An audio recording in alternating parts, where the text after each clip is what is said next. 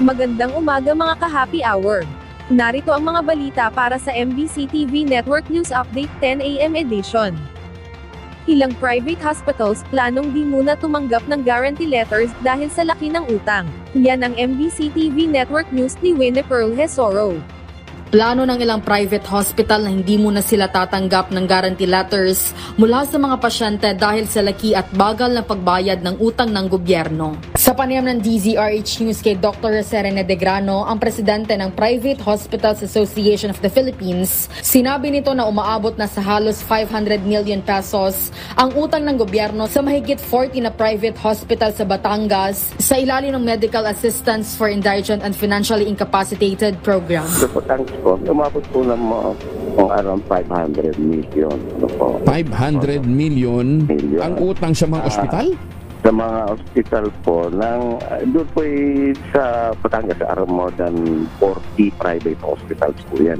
Ayon kay Degrano, bagamat dadaan pa ito sa tamang proseso at abiso sa DOH, may mga ospital lang nagpahayag na pansamantalang ihihinto ang pagtanggap ng guarantee letters na karaniwang galing sa mga opisina ng mga senador, kongresista at lokal na opisyal. Dagdag pa ni Degrano, bagamat may pondo ang MAIFIP, posibleng may delay sa paglalabas ng pondo at ipinaabot na umano niya ito kay Health Secretary Ted Herbosa. Nilinaw din niya na bawal humingi ng pera bago gamutin ang pasyente, lalo na kung ito ay emergency case at dapat tanggapin ang PhilHealth sa mga ganitong sitwasyon. Sa ngayon, umaasa ang FAPI na mapapabilis ang bayaran ng gobyerno upang maipagpatuloy ng mga ospital ang kanilang serbisyo sa mga nangangailangan. Actually, nakakausap na po namin yung taga-region at sabi naman po nila, gagawa na nilang paraan.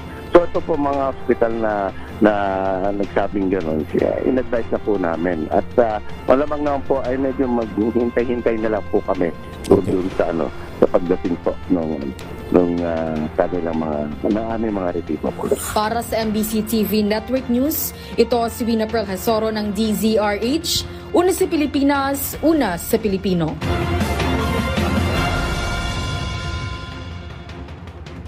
Samantala, nasawi sa pagsabog sa pagawaan ng bala, umabot na sa 2.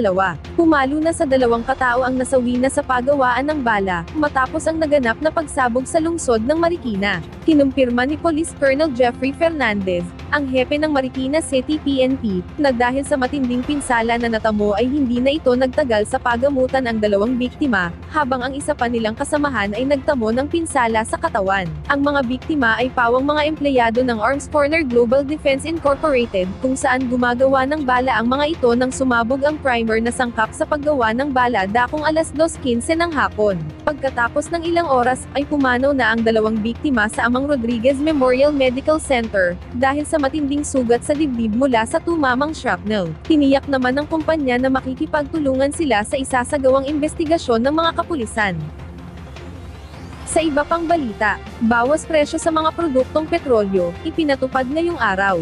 Magkakasabay na nagpatupad ng bawas presyo ang mga kumpanya ng langis.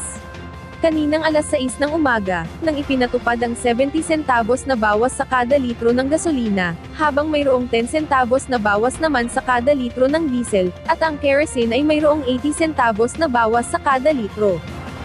Itinuturing na dahilan ng Department of Energy sa bawas presyo ang natigil na kaguluhan sa pagitan ng Israel at Iran, ganon din ang pasya ng Organization of the Petroleum Exporting Countries na dagdagan nila ang mga bariles na kanilang ginagawa.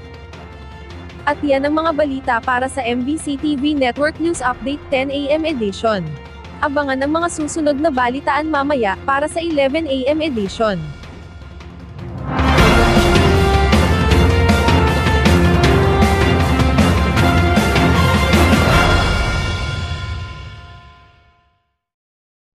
Mga ka-happy hour, kung gusto mong manood ang mga balita sa MBC TV Network News Update, mag-subscribe sa aming YouTube channel, i-like ang aming Facebook page, at i-follow sa aming TikTok account.